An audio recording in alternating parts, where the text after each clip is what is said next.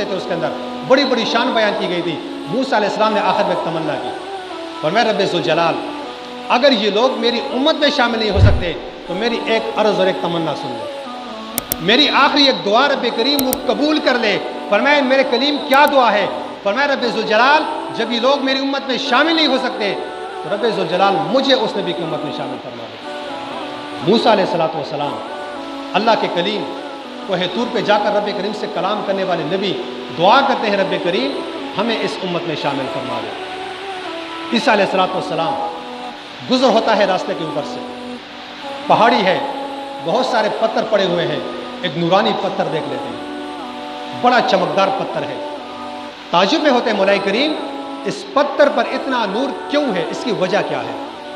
رب کے حکم سے پتھر دو ٹکڑے ہوا، اس کے اندر سے ایک نورانی شخص باہر نکلتا ہے۔ عیسیٰ علیہ السلام نے پوچھا بندے تو کون ہے؟ فرمایا میں موسیٰ علیہ السلام کا امتی، اس زمانے سے لے کر اس زمانے تک اور جب تک رب چاہے گا میں اس پتھر کے اندر رب کریم کی عبادت کروں گا۔ عیسیٰ علیہ السلام نے اس کے چہرے کو دیکھا، نور ٹپک رہا ہے اس کے چہرے سے۔ فرمایا رب ذوالجلال میں نے زندگی گزاری، ایسا عبادت گزار بندہ میں نے نہیں دیکھا، رب ذوالجلال کیا روئے زمین پر اس سے بڑھ کے عبادت والا کوئی اور بندہ ہوگا؟ سوال کیا۔ فرمایا کیا ایسا بھی ہوگا کہ اس سے بڑھ کر عبادت گزار کوئی آئے گا زمین پر؟ فرمایا ہاں اس سے بڑھ کر عبادت گزار بھی آئے گا۔ فرمایا رب وہ عظمت والا بندہ کون ہوگا؟ کیا وہ میرا امتی ہوگا؟ فرمایا نہیں تمہارا امتی نہیں بلکہ میرے آخری نبی کا امتی ہوگا۔ فرمایا کون سا امتی؟ فرمایا جو میرے نبی کا امتی انہیں میں ایک رات عطا کروں گا لیلۃ القدر کی رات، اور جو میرے نبی کا امتی اس رات کو قیام اللیل کرے گا، نوافل پڑھے گا، فرمایا اس سے بڑھ کے اسے میں ثواب عطا فرماؤں گا۔ فرمایا محشر کے دن وہ بندہ میرے سامنے عبادت میں اس بندے سے بڑھ کر ہوگا۔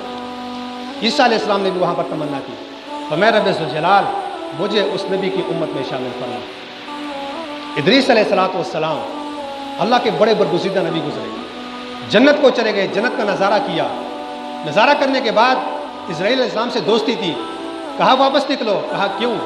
فرمایا اس جنت میں حضور کی امتی سے پہلے کوئی بندہ جنت کو نہیں جائے گا۔ تو فرمایا آج سے میں بھی اس نبی کا امتی صحیح۔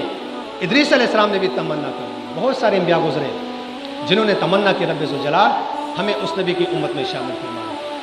عیسیٰ علیہ السلام کا دور آتا ہے، بڑے بڑے راہب گزرے، بڑے بڑے عبادت گزار گزرے، بلعم بن باورا بہت بڑے راہب تھے۔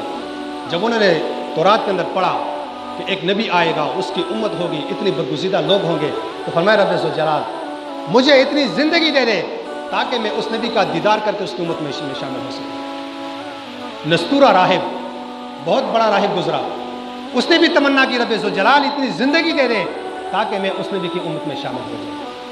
ہم نے تو کوئی انتظار نہیں کیا، ہم نے تو کوئی تمنا بھی نہیں کی، اور رب ذوالجلال نے ہمیں اس نبی کی امت میں شامل کیا۔ ہم پیدا ہوئے، مؤذن نے کان میں کہا اشہد ان لا الہ الا اللہ واشہد ان محمد رسول اللہ۔ اے پیدا ہونے والے تمہیں مبارک ہو، تو ایسے نبی کی امت میں شامل ہو چکا ہے کہ جس نبی کی امت کو اللہ کریم نے یہ شان دی ہے۔ فرمایا میرے حبیب اس وقت تک میں نے جنت تمام لوگوں پر حرام کر دی ہے جب تک تیرا ایک امتی بھی جنت سے باہر ہو۔